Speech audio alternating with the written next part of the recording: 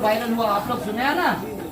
Doctor Javed साहब ये कहते हुए सुनाई देते हैं कि इडियट, अगर मैं कहूंगा कि डॉक्टर जावेद साहब को यहाँ की जनता का एक एक वोट से डॉक्टर जावेद साहब एमपी बने हैं और वो हमारे एमपी होने के नाते हर छोटा से छोटा आदमी, बड़ा से बड़ा आदमी उनको अपनी नाइंसाफी के लिए, अपनी बदहाली के लिए, अपनी परेशानी के लिए फोन कर सकते हैं। कर सकते हैं कि नहीं कर सकते? वो हमारे एमपी हैं तो हम अपना हर दुख दर्द उनके साथ शेयर कर सकते हैं कि नहीं सकते हैं? जब हमने अपना दुख दर्द उनको शेयर किया तो उन्होंने फोन पर क्या कहा? इडियट। और सबसे बड़ा अगर कोई इडियट है अगर इस सीमांचल में तो वो डॉक्टर जावेद है। वो इसलिए है कि एक एमपी होते हुए, एक डॉक्टर होते हुए उनको बोलने की तमीज नहीं है और वो जनता को इडियट कहते हैं। तो हमारी नजर में सबसे बड़ा इडियट अगर बिहार के अंदर में भी कोई है तो वो डॉक्टर जावेद है। बिल्कुल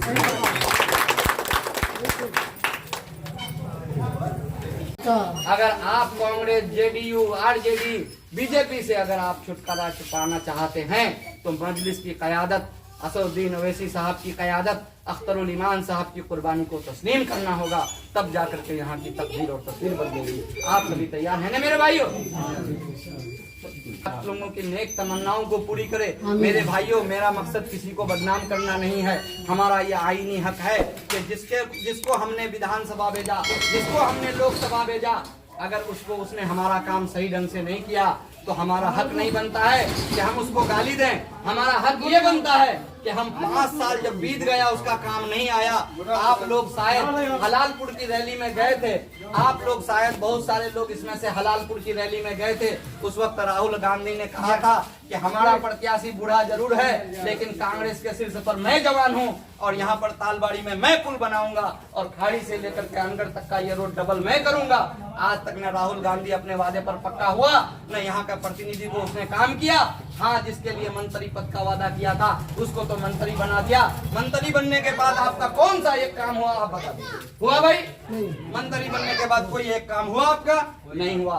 तो हमारा संवैधानिक अधिकार है कि हम जिसने हमारा काम नहीं किया है अब हम उसको नजरअंदाज करेंगे और जिसके साथ हमारी उम्मीदें जुड़ी है, जो क़यादत असदुद्दीन ओवैसी साहब, अख्तरुल ईमान साहब और मजलिस इत्तेहादुल मुस्लिमीन के साथ जो क़यादत हमारी, उस क़यादत पर हमारी उम्मीदें हैं। क्यों उम्मीद है कि मजलिस इत्तेहादुल मुस्लिमीन ही एक वाहिद पार्टी है जो पार्टी हक और इंसाफ के लिए लड़ती है, जिस पार्टी के ऊपर में बेदाग पार्टी है, जिस पार्टी की क़यादत असदुद्दीन ओवैसी साहब को 1 रुपया का घोटाला नहीं है। और देखिए, लालू प्रसाद का बेटा तेजस्वी यादव को उप मुख्यमंत्री बनाया, उन्होंने उंगली उठाया हमारे कायद पर कि असदुद्दीन ओवैसी साहब बीजेपी का एजेंट है और उसके ऊपर क्यों उंगली नहीं उठती? अरे हम ये कहते हैं कि जो हरामखोरी किया है, जिसने चोरी किया है, जिसने चाड़ा चोरी किया है, वो चाड़ा चोरी के इल्जाम में जेल में फंसा हुआ है। हमने चाड़ा चोरी ही नहीं किया तो किसी का माई का बाप का और किसी को ये औकात नहीं है कि हमारी कायद के ऊपर में उंगली उठा के दिखाए।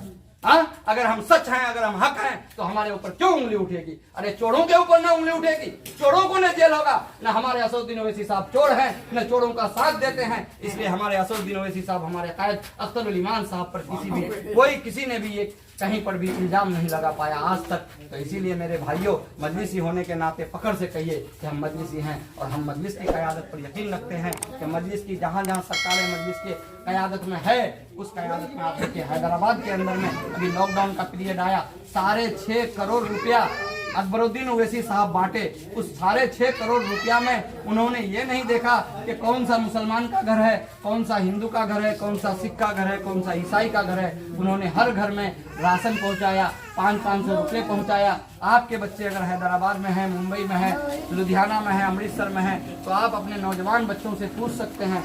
और देखिए दूसरी बात, अभी हम लोग बाढ़ की त्रासदी झेल रहे हैं। ये बाढ़ जो है ये हमारा प्राकृतिक आपदा के नाम पर हमको 6,000 रुपये की भीख दी जाती है। असल में यह है कि यहाँ पर अगर महानंदा बेसिन प्रोजेक्ट हो जाता है तो उस महानंदा बेसिन प्रोजेक्ट के तहत कनकई, परवान और महानंदा नदियों का दोनों साइड कुस्ता बांधा जाएगा। उसके लिए सन 1977 में हलीमुद्दीन अहमद साहब यहाँ के एमपी थे, 118 करोड़ रुपया वहाँ पर उन्होंने पास करवाया था। उसके बाद सारे नेता यहाँ के सो गए, कांग्रेसी नेता भी सो गए, कांग्रेसी आवाम भी सो गए। तो इसके वजह से क्या हुआ, वो काम नहीं हुआ। फिर तस्लीमुद्दीन साहब 2004 में जब गृह मंत्री बने थे, उस वक्त उन्होंने 2004 में 800 करोड़ रुपया उसके लिए सैंक्शन किया। उसकी मंजूरी दिलाई, फिर भी काम स्टार्ट नहीं हुआ।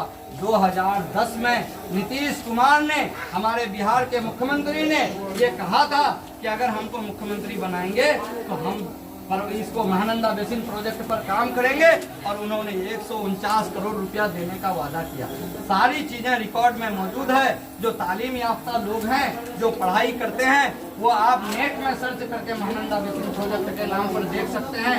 फिर हमारे साथ नीतीश कुमार की पहले जो है 5 साल की अपनी सरकार रही, दूसरे 5 साल फिर सरकार रही, अब 15 साल ये तीसरी बार जब उनका सरकार बना, तब तो वो बहानाबाजी करते थे कि सेंटर में बीजेपी की सरकार है, यहाँ नीतीश की सरकार है, तो काम कैसे होगा। अब तो नीतीश कुमार जी बीजेपी के साथ मिल गए, अब तो आप अपने आप को डबल इंजन की सरकार कहते हैं, तो दुगुनी ताकत से हमारे सीमांचल की तरक्की होनी चाहिए कि नहीं होनी चाहिए।